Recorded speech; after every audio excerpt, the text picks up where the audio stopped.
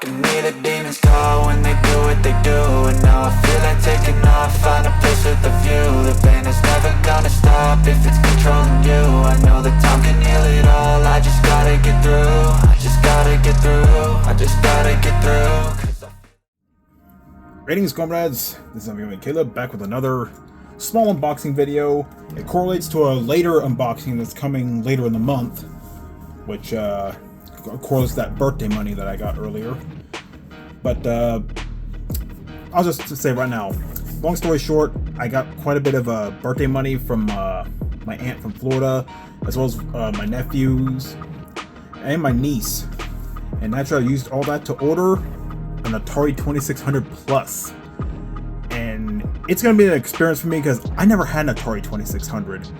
Now, my sisters, because they did play one prior to my birth, which was, you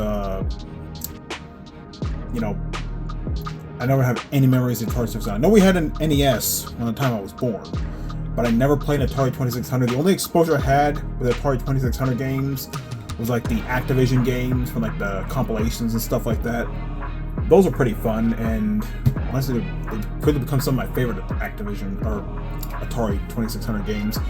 So when I eventually get that, I'm gonna start, you know, getting a few Atari 2600 games here and there. Even though my local game stores don't have that much of a selection, there's always eBay and I guess Amazon. But I did get something that correlates with the Atari 2600 Plus, and that is a new controller. The Hyperkin Trooper. Yes, I've become a big fan of Hyperkin controllers, especially for their retro stuff. You know, I have their Scout controller for the NES, the Cadet controller for the NES, the Scouts for the Super NES, and the Squire for the Genesis. All three of them are great controllers for their respective consoles. And they also made a few Atari 2600 controllers. There's this one here, the Trooper, as well as another controller that's based on a different gamepad for the Atari 2600 that more or less resembles a traditional controller instead of the joystick with a button. It just has two buttons, which, yeah, there's that. But yeah, I'm gonna be honest, this box is a lot smaller than I thought it'd be, but it's an Atari 2600 joystick, you know, what do you expect? But as you see it for the Atari 2600, as well as a Retron 77. Yes, Hyperkin also made a clone console for the Atari 2600, the Retron 77, but it behaves more like the Retron 5, where it dumps the ROM from the cartridge and plays directly, you know, through the hardware and stuff, instead of emulating the console and playing that way like the Retron 3. But yeah, it's compatible for that too, but I want to get more of a real deal thing, which the Atari 2600 Plus, a little bit smaller than the actual Atari 2600 hardware, but it's going to be a cool thing to have. We'll play Atari 2600 games as well as Atari 7800 games, which is pretty interesting. They also made an Atari 7800 Plus, which does the same thing, just looks like the Atari 7800 Plus, but let's be honest, the Atari 2600 is more iconic of the Atari consoles, probably the most iconic of the Atari consoles.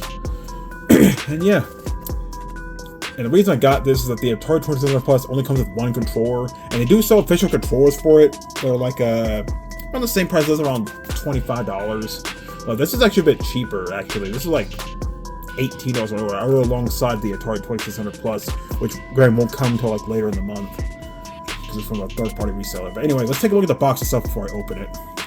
Put my SOG knife right there. Yeah, the Trooper Premium Controller. The old Hyperkin logo up there for the Atari 2600 and Retron 77. And here, quality 10-foot cable, which is good, and comfort. Oh, as comfortable as you can get with the Atari 2600 joystick. But yeah, the Trooper's two-button design gives both left and right-handed players the fire button accessibility they need to fight invaders from outer space, avoid falling in pits, and blow up asteroids. The 10-foot cable allows for comfortable movement around your console. And so the same thing in other languages. And yeah, down to the bottom just says designed in the USA, Hyperkin, copyright stuff. Yeah, let's go and open this little bad boy up and test it out. Now, I'm going to be perfectly honest with you all. 38 years of life, I've never held an Atari 2600 controller.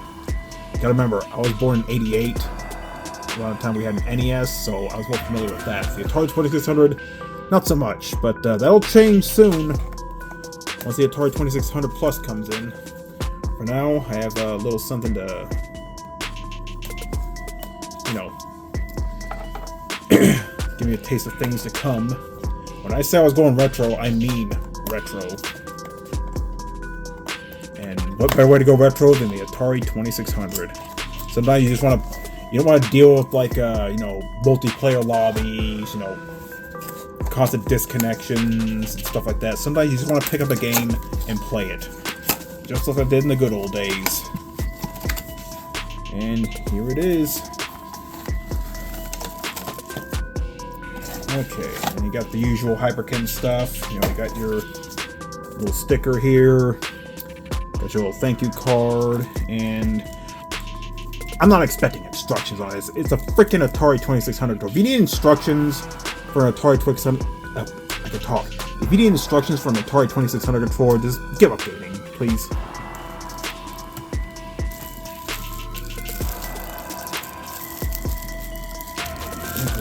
This, and here it is, the Hyperkin Trooper.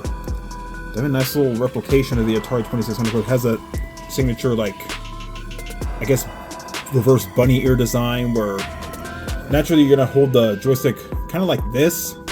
So naturally your thumb's gonna be resting on that, on this, and the side of your palm here is gonna be resting on the side here. So having a pointing end on there, not very comfortable. That's what they did, the same thing with the Cadet controllers for the NES. Very genius design, if you ask me. It's a little more in terms of comfort. And well, speaking of comfort, you don't get, I don't think you get much comfort in terms of holding this for a long period of time. But it's not like you're playing long game sessions with this thing. But yeah, naturally permanently attached cable. Got some Phillips screws, so if you need to take it apart, you can. And yeah. Here it is, the Hyperkin Trooper. And you like that little wood grain design, because, you know, the Atari 2600 known for that wood grain design. Kind of iconic. And, you know, reminiscent of the time frame, because you remember the Atari 2600 came out way back in 1977. Long before I was born. Heck, my eldest sister, I think, was just a baby by the time this came out. Man. So weird to think about these days. But, you know, I'm 38. So I was born too late to experience the joys of the Atari 2600. But again, they'll change later on. So anyway, so we have two buttons. Of course, you know your gaming history, Atari 2600 only had one button. So, but as it says, for left and right-handed players. So if you're left-handed, you use a controller like this, you can do that. But all this is, I'm going to use the right hand to use a joystick. So it's going to feel kind of weird, I'm going to be honest, but yeah. But let's see how this feels. Oh yeah, that's no micro switches or anything. Yeah, that is definitely stiff. But you know, that's kind of how Atari 2600 joysticks were back in the day. Naturally, they'll break in over time. And you got rubber-like material on the side here. So yeah. So yeah, this is gonna be pretty interesting. Playing games with a real deal controller. Well, real deal. It's a replica. It's sort of a clone of the controller. Though the Atari 2600 Plus controller comes with, it's pretty much one-on-one, spot-on replication of the original joystick. And a little bit of trivia. There's your 9-bit connector, which yeah, I'm pretty sure most of you already know this, but you know, for those who don't, for the newer generation gamers, basically the Atari 2600 uses a 9-pin connector for the controllers. And doesn't that look familiar, that 9-pin connection? Well, that's the exact same connection the Sega Genesis controller uses, and even the Sega Master System controller. So, well-known fact, you can actually use a Sega Genesis controller on an Atari 2600. Granted, only one button will work, but it's a lot more ergonomic compared to this. But I might, for now, you know, try these controllers just to get a feel of what it was like playing like almost 5 decades ago, almost 50 years ago, jeez. And I know Rock Solid Productions did a video of the Atari 2600 Plus a while back, and he actually tried a Genesis controller on it, and it didn't work, which is kind of weird. Maybe it did have a firmware update a year ago. Maybe that fixed it. I'm not sure, but I won't know until it shows up. But yeah, so yeah, this is the Hyperkin Trooper. I will say it does feel reminiscent of the era. Of course, I mean that in a good way, because, you know, this is how gaming was back in the day. Before you had your Hall effect joysticks, your, you know, adaptive triggers, and, you know, 4 face buttons. You had 1 button and a joystick, and that's your lot. But yeah, this is going to be quite an experience for me. It's going to be interesting to see how gaming was well before I was even born.